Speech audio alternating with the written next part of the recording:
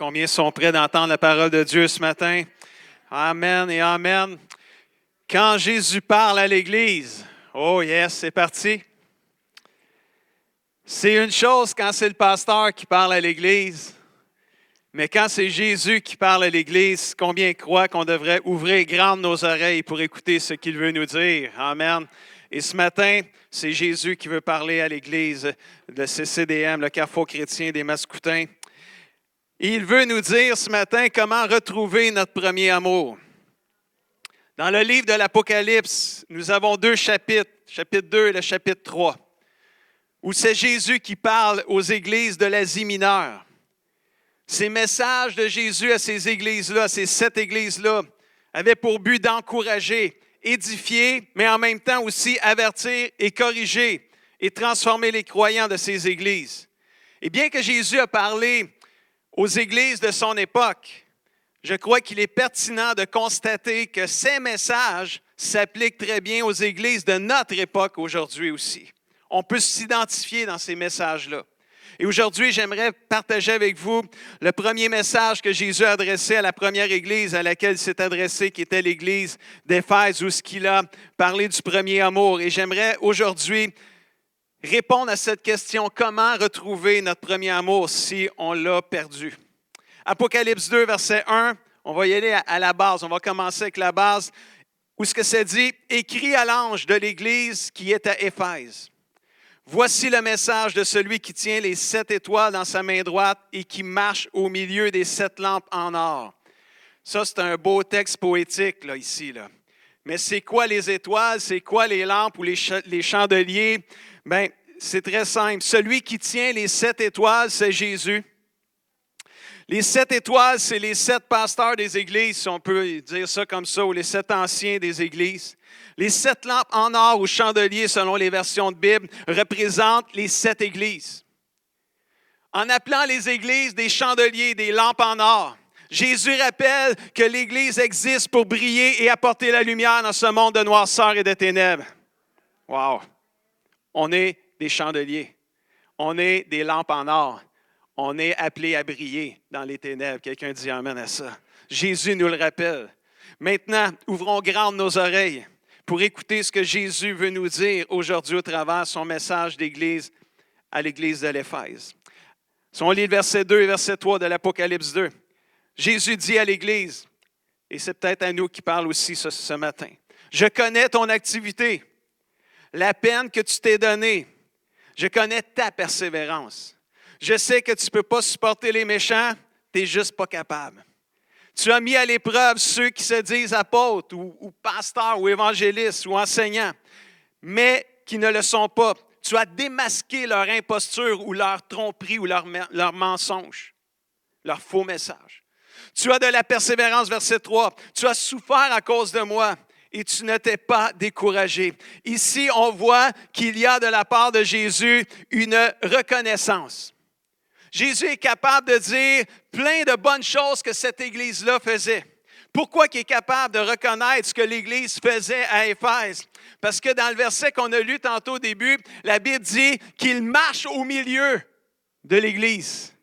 Il marche au milieu du chandelier des lampes en or. Il est présent au milieu. Et quand tu es présent dans une église, tu es capable de voir ce qui se fait de bien, puis ce qui se fait de moins bien aussi. Et parce que Jésus marche au milieu de l'église, il est capable, il n'a pas besoin de lire le Journal de Montréal ou un post sur Facebook pour savoir comment ça se passe dans l'église. Il est là, il est présent. Il est au milieu d'elle. Et il voit son activité ici. Il reconnaît que l'église est active. L'Église n'est pas paresseuse. C'est beau ce qu'il dit. C'est tout un hommage là, que Jésus fait. Moi, j'ai le goût d'être pasteur d'une Église comme ça. Là. Active, persévérante, pas capable de supporter les méchants. Une Église solide, une Église qui n'aime pas le mal. Une Église qui a du discernement, qui a un discernement aiguisé. Wow! Qui ne se laisse pas séduire par un faux évangile.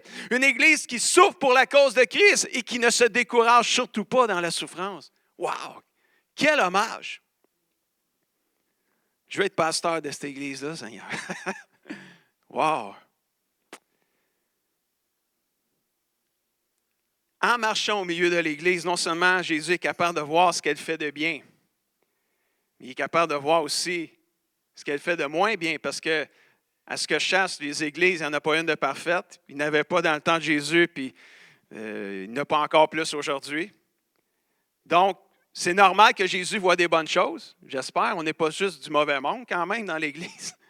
Mais des fois, il voit des choses qui ont juste besoin d'être corrigées.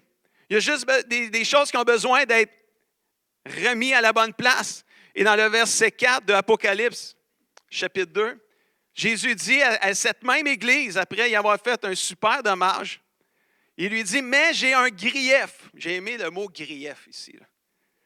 Les syndicalistes comprennent tout ça, c'est quoi un grief. J'ai un grief.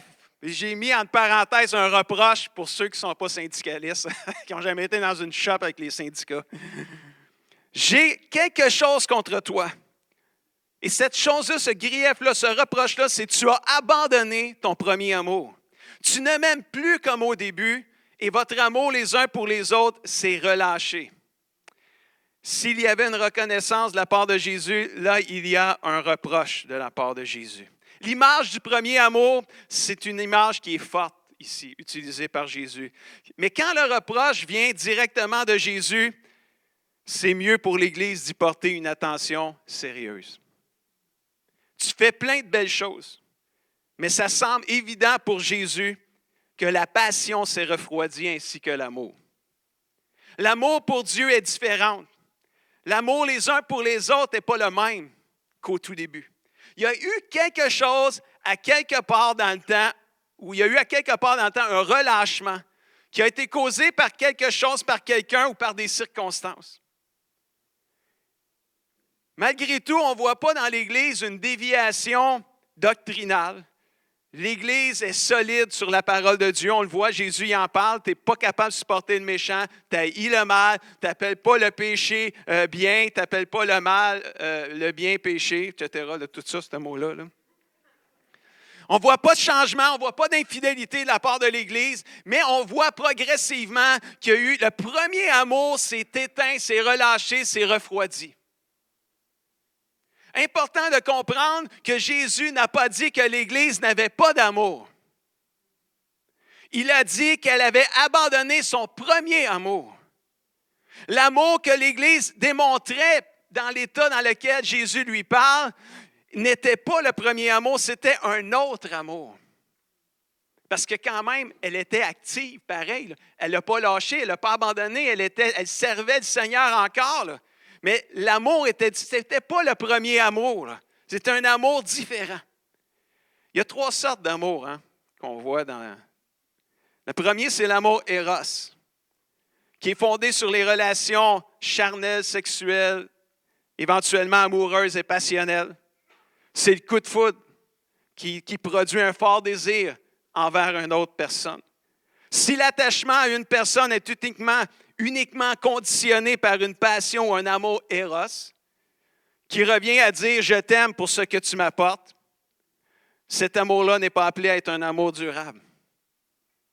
C'est un amour un petit peu, tu sais, éros puis égo. Enlève le R puis mets un G. C'est un peu comme ça. C'est un amour égoïste où ce que je t'aime pour ce que tu m'apportes, mais que tu ne m'apportes plus rien, je te flush. Une autre façon de le dire là, en québécois. Ça, c'est en grec, éros. Il y a l'amour philéo. C'est qui est l'amour fraternel, qu'on appelle l'amour entre frères et sœurs. C'est un amour qui est l'attachement qui est lié à un sentiment d'amitié, de fraternité, qui est associé à des valeurs, des centres d'intérêt, des objectifs communs. Dans les loisirs, c'est un peu comme ça. On fait tous nos loisirs. Ceux qui aiment faire de la couture, ben vous avez un amour philéo les unes avec les autres, les madames de couture. Les gars de golf, c'est la même affaire. On s'en va, là, juste en passant, je suis en vacances la semaine prochaine. Je pars avec mon gars puis 6 autres chrétiens. On s'en va 8 jours de golf aux États-Unis. Priez pour nous. Non, je vais prier pour vous.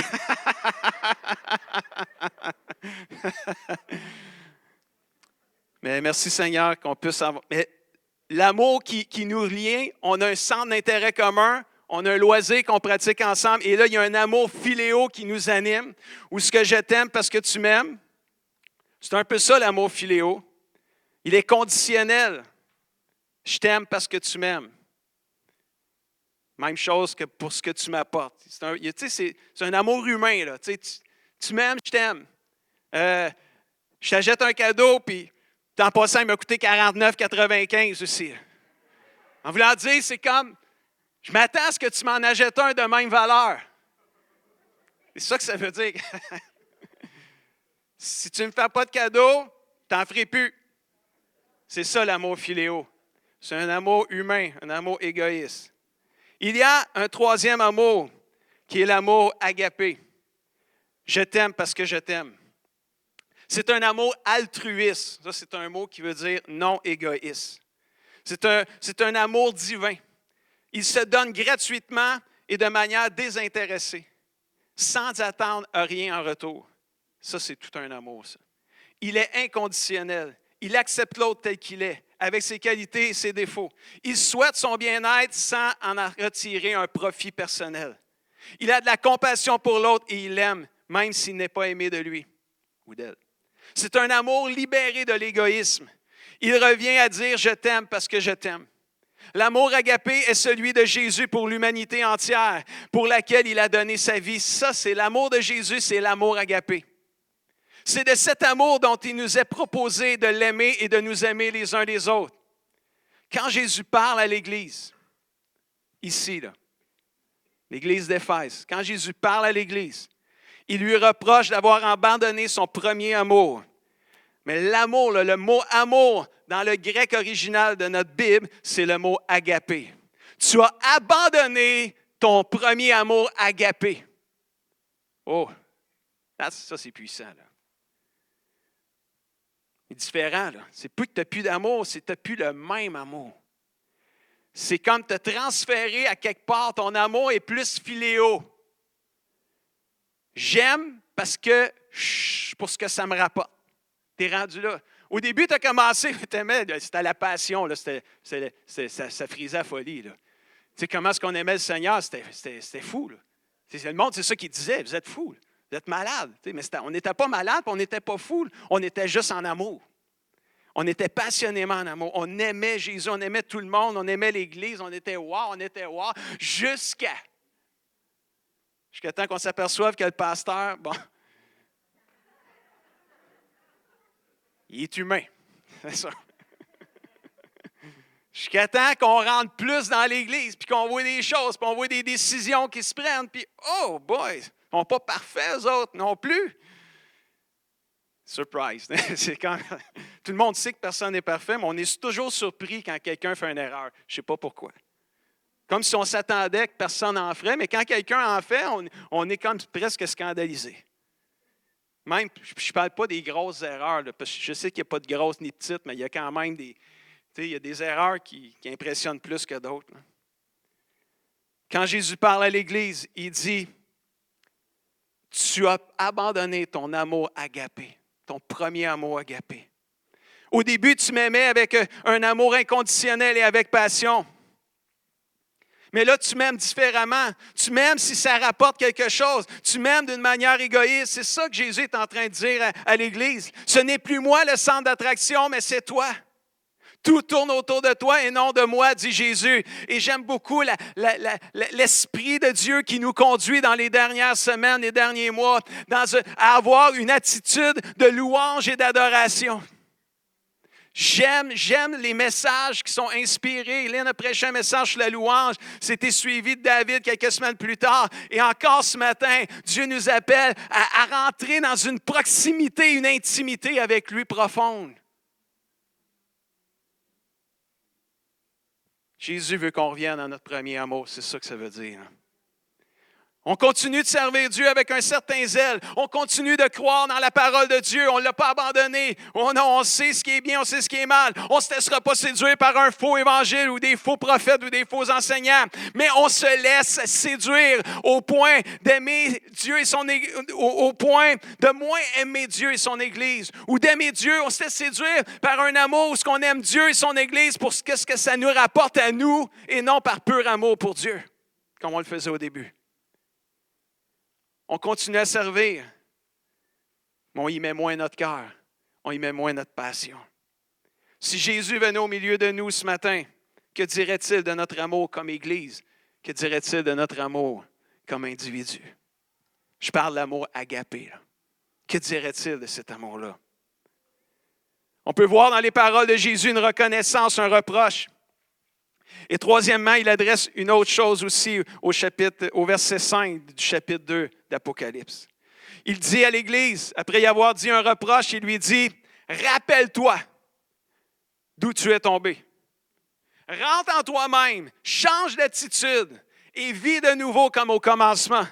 Reprends ta conduite première et retourne à tes œuvres premières et originelles. Si tu ne changes pas, j'agirai, je viendrai et j'ôterai ta lampe d'or, ton chandelier de sa place actuelle, à moins que tu ne rentres en toi-même, que tu ne changes et que tu ne te repentes. » On voit ici que Jésus a offert, on voit une reconnaissance, un reproche de Jésus, mais merci mon Dieu, parce que là, il offre un remède. Il y a un remède.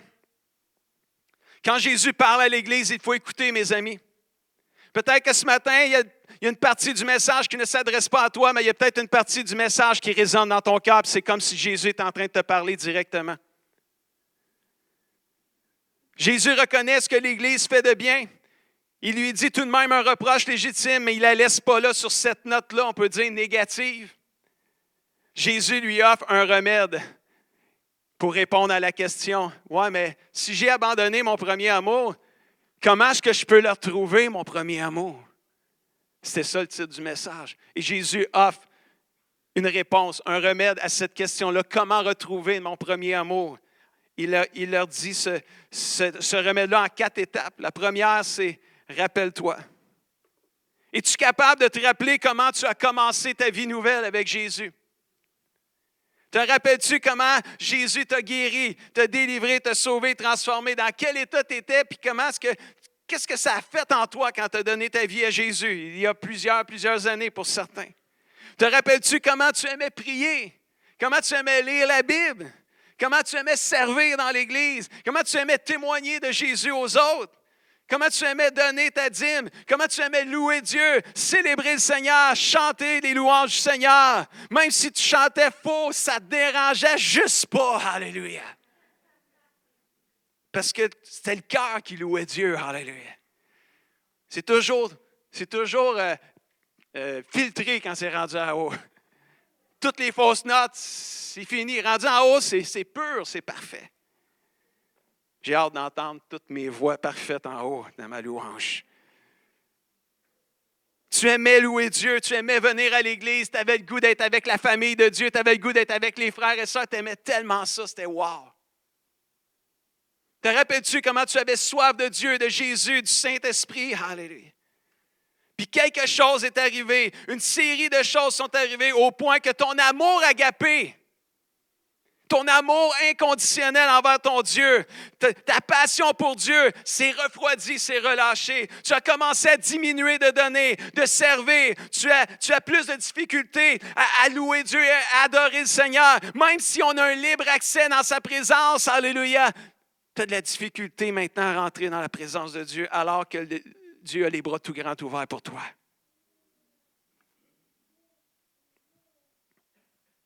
Quelque chose a changé à toi, a diminué. Et Jésus te demande ce matin, rappelle-toi. Rappelle-toi. Le chemin pour retrouver ton premier amour, ça commence numéro 1. Rappelle-toi. Rappelle-toi où tu as commencé à te refroidir, à glisser. Je vous dis, il y a de l'espoir ce matin. Il dit quoi? Deuxièmement, Jésus, il dit, repens-toi. Se repentir, c'est quoi? C'est rentrer en soi-même, comme on a vu dans le verset. C'est reconnaître notre état et demander pardon pour un péché. C'est changer d'attitude et vivre à nouveau comme au début. Intéressant ici de voir, très intéressant de voir, que Jésus demande à qui de se repentir?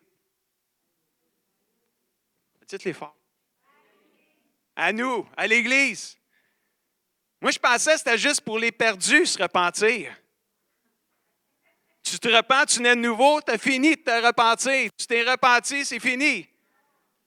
Et non, il dit à l'Église, à des chrétiens, probablement des chrétiens qui se faisaient un bout qui étaient chrétiens aussi, puis il leur dit, repens-toi. Wow! La repentance n'est pas unique à la nouvelle naissance. Elle est nécessaire dans notre marche chrétienne jusqu'à la mort. Amen. La repentance est avant tout un changement de mentalité combiné à un changement de conduite. C'est l'évaluation sérieuse d'une situation sans excuse et sans voile.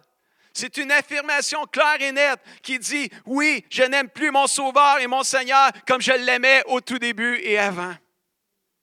Je le reconnais. » Mais c'est aussi une attitude qui s'engage à changer la donne. Alléluia. C'est refuser de fuir la réalité en se disant que demain, on se repentira. Ça, on appelle ça de la procrastination. Il me semble que c'est de même que ça se dit. Procra ou proca, je ne sais pas, mais c'est remettre à demain ce qu'on peut faire maintenant. C'est rejeter cette idée-là de remettre au lendemain cette repentance. Mais c'est de prendre le ici et le maintenant, le chemin du changement. Jésus te demande, rappelle-toi où tu as commencé. Rappelle-toi où tu as tombé. Rappelle-toi où tout ça, là, le refroidissement s'est fait, le relâchement d'amour s'est fait, où là tu as commencé à moins m'aimer avec l'amour agapé, puis tu as commencé à m'aimer plus avec un amour philéo, un amour plus humain, un amour où je reçois, OK, je vais aimer l'Église parce qu'elle m'aime, mais là, elle ne m'aime pas, je ne l'aimerai plus. Jésus, il veut qu'on retourne à l'amour agapé. Parce que c'est avec cet amour-là qu'il nous a aimés. Lui, il n'a pas attendu qu'on l'aime pour nous aimer. Il nous a aimés bien avant qu'on l'aime. Et Jésus il dit, rappelle-toi, puis un coup tu t'es rappelé, repens-toi. Change d'attitude, rentre en toi-même, change d'attitude. Puis après ça, il dit, un coup tu as fait ça, retourne. Retourne à ta première conduite. Une fois tu t'es rappelé où la chute a commencé, une fois tu t'es repenti pour changer. Maintenant, c'est le moment de retourner à notre amour agapé. Recommence à aimer Dieu et les autres comme au début, avec passion et inconditionnellement. Pardonne si quelqu'un t'a blessé ou déçu. Fais confiance à Dieu pour ton futur, à la suite de la perte d'un être cher, à la suite peut-être d'un divorce qui est venu chambouler ta vie, qui est venu ébranler ta foi et ébranler ton amour pour Dieu. Il y a des circonstances qui sont arrivées où on a besoin de pardonner, pardonner aux autres, pardonner à Dieu, se pardonner soi-même pour pouvoir aller de l'avant et retrouver notre premier amour. Recommence à prier. Recommence à lire la Bible. Recommence à témoigner autour de toi. Recommence à chanter puis à louer Dieu dans ta douche, dans ta chambre, dans ton char. Recommence à servir le Seigneur dans l'Église. Les œuvres sont le témoignage de notre amour. On n'est pas sauvés parce qu'on fait des bonnes œuvres. On vit pour faire des bonnes œuvres. Alléluia. C'est le fruit d'une vie transformée.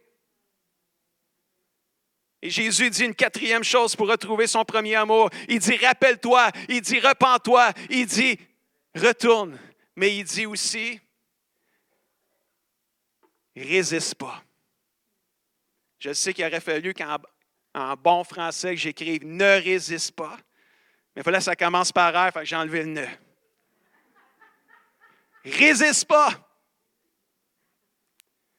Si nous refusons d'écouter ce que Jésus dit à son Église, nous sommes en danger de mort spirituelle comme Église.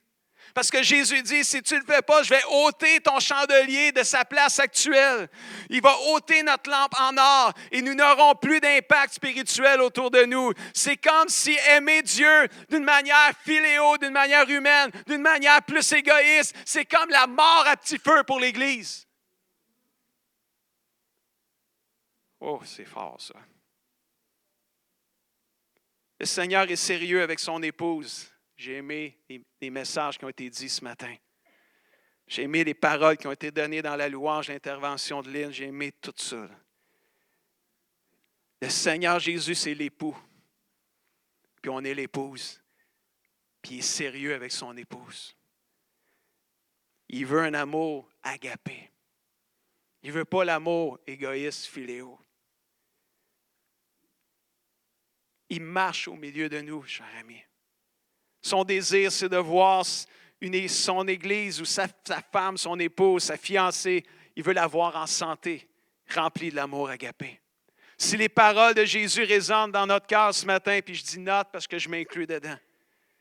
Si les paroles de Jésus résonnent dans notre cœur ce matin, embrassons-les et retrouvons notre premier amour. Alléluia. Notre vie spirituelle en dépend, frères et sœurs. Ce n'est pas le pasteur qui parle ce matin, là, c'est Jésus qui parle au travers de moi. Jésus parle à l'Église ce matin. Mais il nous dit comment retrouver notre premier amour. Il dit, rappelle-toi. Il dit, repens-toi. Il dit, retourne. Et il dit, résiste pas. Alléluia. Apocalypse 2,7, il dit une dernière chose. Je vais inviter l'équipe de louange à s'approcher. Il y a, au verset 7, ce verset-là qui dit que celui qui est capable d'écouter, dans une autre version, ça dit que celui qui a des oreilles pour entendre, entende. C'est du monde qui ont des oreilles ici? Levez la main, ceux qui ont des oreilles. Bon, vous voyez, vous avez entendu, ça veut dire, si vous voulez la main, vous avez entendu, vous avez écouté. Ça veut dire que vous êtes capable d'écouter et de prêter attention à ce que Jésus et l'Esprit dit aux églises. Il dit à l'Église, « Au vainqueur, je donnerai à manger du fruit de l'arbre de vie placé dans le paradis de Dieu. » En français, ça veut dire, « Au vainqueur, tu vas avoir accès à l'éternité, tu t'en viens au ciel. Tu vas pouvoir manger de tout ce qu'il va y avoir dans le paradis de Dieu. » Le paradis t'attend. Le vainqueur, et là ici on voit qu'il y a une récompense à celui qui répond à l'appel de Jésus ce matin. Le vainqueur, ce n'est pas le super chrétien qui aurait terminé sa course en meilleure position que les autres. Moi, c'est ça que j'aime avec le Seigneur. Tu commences la course, tu commences le marathon, puis le gagnant, ce n'est pas celui qui finit le premier. Le gagnant, c'est celui qui se rend jusqu'au bout. Alléluia. Peu importe le rang dans lequel tu finis la course, tu serais le dernier. Si tu traverses le fil d'arrivée, tu es aussi gagnant que le premier qui a fini le premier. C'est ça, c'est le fun avec le Seigneur. Alléluia. Hier, j'ai fait les funérailles de Mme Cloutier. Mme Cloutier, elle a grandi dans l'Église. Elle est morte à 78 ans. Elle est grandie. Elle est née. L'Église était déjà commencée. On a 81 ans d'existence. Elle est née dans l'Église. Quel privilège. Elle a grandi dans son enfance. Elle a servi Dieu. Elle a été éprouvée dans sa foi comme tous les chrétiens sont éprouvés dans la foi. Il y a eu un passe dans sa vie où elle était peut-être moins active, moins présente. Alors que la maladie est venue cogner à sa porte. Alors qu'un verdict épouvantable, où ce que les médecins ont dit, vous avez une maladie qui mène à la mort. Elle est incurable, on ne peut plus rien faire. Le cancer.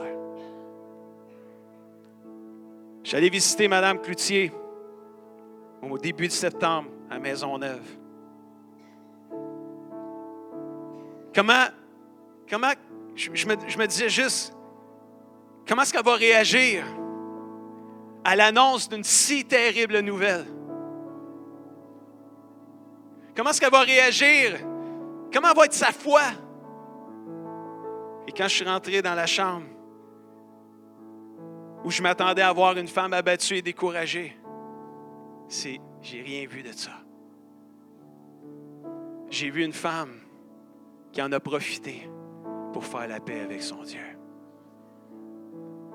Elle dit, Guy, elle dit, je suis en paix avec mon Dieu, comme peut-être je ne l'ai jamais été de toute ma vie. Elle dit, je sais où est-ce que je m'en vais. Puis la mort ne m'effraie pas. Wow. Le monde rentrait dans sa chambre d'hôpital. Ses enfants rentraient. Son mari, M. Cloutier, qui est avec nous, qui est ici ce matin, frère Gérard. Ses enfants rentraient, la famille rentrait, les frères et sœurs, les amis rentraient en pleurant. Puis elle n'arrêtait pas de leur dire, arrêtez de pleurer. Arrêtez de pleurer. Vous n'avez pas compris, c'est moi qui est malade, puis je sais où est-ce que je m'en vais. Arrêtez de pleurer. C'est bon où ce que je m'en vais. La vie chrétienne, c'est pas comment tu commences qui compte. Mais c'est important de commencer. Hein? C'est important quand même. Moi, c'est pas important comment on commence, je ne commencerai pas. Mais non, c'est sûr, si tu ne commences pas, tu ne finis pas. Ça, c'est sûr. Il faut que ça commence à quelque part. C'est important de bien commencer. Mais ce n'est pas parce que tu commences bien que tu es assuré de bien finir. Il y a trop d'épreuves dans la vie. Il y a trop de choses difficiles qu'on affronte dans la vie qui testent notre foi littéralement et vraiment, réellement. Mais c'est comment tu as fini qui est important. Puis t'espères entre les deux que tu ne seras pas trop ébranlé, trop secoué. Mme Cloutier a pu la finir par la grâce de Dieu, en paix avec son Sauveur. Peu importe comment ça s'est déroulé entre le début et la fin. À la fin, là, elle était en paix avec son Dieu. Puis le Seigneur est en train de parler à l'Église. C'est comme si à la fin, elle a retrouvé son premier amour. Amen. Un amour inconditionnel. J'ai des mauvaises nouvelles. La maladie mène à la mort. Tu ne veux pas me guérir, Seigneur, je ne t'aime plus. Non, c'était pas ça. L'amour philéo, l'amour égo, c'est comme ça. Je t'aime pour ce que tu m'aimes. Tu me guéris, je vais t'aimer. Si tu ne me guéris pas, je ne t'aimerai pas. Je vais te renier. Mais l'amour agapé, c'est je t'aime parce que je t'aime. Indépendamment des circonstances. C'est pas ce que les autres disent, c'est pas ce que je ressens dans mon corps, c'est ce que je crois qui est important. C'est ma foi en toi. Wow. Au vainqueur. Le vainqueur, c'est pas le super chrétien qui finit le premier. Le vainqueur, c'est celui dont la vie a démontré l'authenticité de sa foi. C'est celui qui s'est peut-être refroidi dans son amour en cours de route, mais il l'a reconnu, il s'est repenti, puis il a retrouvé son premier amour. Alléluia. Une victoire nous attend, mes amis, aujourd'hui. Oui, Jésus a démontré, a parlé, a reconnu l'Église, ce qu'elle faisait. Il lui a fait un reproche, il lui a donné un remède, il lui a offert une récompense. La Bible dit dans Romains 12:2, puis je termine avec ça. Ne vous coulez pas simplement dans le moule de tout le monde, dans la parole vivante, que je l'ai pris, ce texte-là. C'est le verset « Ne vous conformez pas au siècle présent », mais dans la parole vivante, ça le dit comme ça. Ne vous coulez pas simplement dans le moule de tout le monde. Ne conformez pas votre vie aux principes qui régissent le siècle présent. Ne copiez pas les modes et les habitudes du jour. Laissez-vous plutôt entièrement transformer par le renouvellement de votre mentalité ou de vos pensées. Adoptez une attitude intérieure différente. Donnez à vos pensées une nouvelle orientation afin de pouvoir discerner ce que Dieu veut de vous. Ainsi, vous serez capable de reconnaître ce qui est bon à ses yeux, ce qui lui plaît et qui vous conduit à une réelle maturité. Si on est capable de reconnaître qu'on n'aime plus le Seigneur comme on l'aimait au tout début, puis qu'on se repent, puis qu'on y demande pardon, frères et sœurs, on va grandir en maturité, je peux vous le dire. Jésus nous aime assez pour nous prendre la main puis nous relever. Ce matin, c'est un jour pour se relever. Comment retrouver notre premier amour? Rappelle-toi, repens-toi, retourne à ton premier amour. Une récompense de victoire t'attend. On se lève ensemble. On se lève ensemble. Alléluia, Jésus. Merci, mon Dieu. Merci, mon Dieu. Alléluia, Jésus. Merci, Jésus. Alléluia.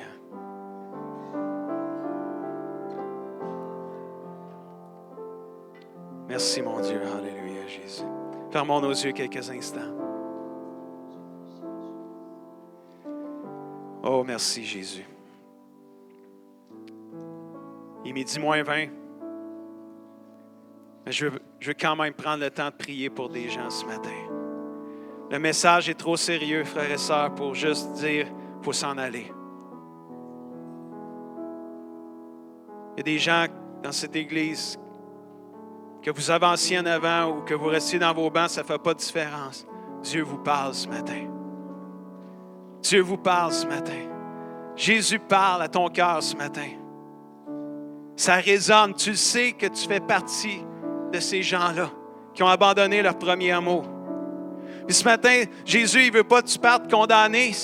Jésus te tend la main, Jésus t'offre une main tendue, puis il fait juste te dire comment le retrouver. Ce matin, c'est pas juste essayer de justifier. Ouais, mais pasteur, tu comprends pas tout ce qui s'est passé. On veut pas comprendre. On veut juste que tu retrouves ton premier amour. Alléluia. On n'a pas besoin de savoir qu'est-ce qui t'a amené à perdre ton premier amour. On a juste le goût, ensemble comme Église, qu'on soit tous avec notre premier amour pour Jésus. Alléluia. Ça arrive à tout le monde de trébucher, ça arrive à tout le monde de tomber, ça arrive à tout le monde de se refroidir. Moi, le premier, je suis coupable autant que vous. Ce matin, j'ai juste le goût, comme Église, comme pasteur du Carrefour chrétien des Mascoutins, comme famille spirituelle, j'ai juste le goût qu'on se donne la main et qu'on se dise, oui, moi aussi, pasteur, je veux trouver mon premier amour. Je veux aimer Dieu, je veux aimer la famille de Dieu avec cet amour agapé, cet amour inconditionnel, Seigneur, où ce que c'est pas, Seigneur, ce que les autres me font qui vont dicter mon amour, mais Seigneur Jésus, c'est juste parce que je t'aime et j'aime ton Église. Alléluia. On va chanter le chant, je fléchis les genoux. Je fléchis les genoux, me consacrant à toi. Jésus, mon cœur est tout entier pour toi. C'est ça qu'on veut. Mais peut-être qu'avant, tu auras besoin de demander pardon à Dieu. Peut-être que le Seigneur et l'Esprit de Dieu va vous montrer d'aller voir des personnes puis faire la paix avec des personnes. Parce que le Seigneur va vous emmener dans une autre dimension spirituelle, comme chrétien, mais comme Église, il veut nous emmener plus loin encore. Le Seigneur, il veut qu'on redécouvre la puissance de la louange. Il nous l'a assez dit dans les dernières semaines. Frères et sœurs, il y en a que vous avez perdu la louange. Vous avez perdu l'adoration.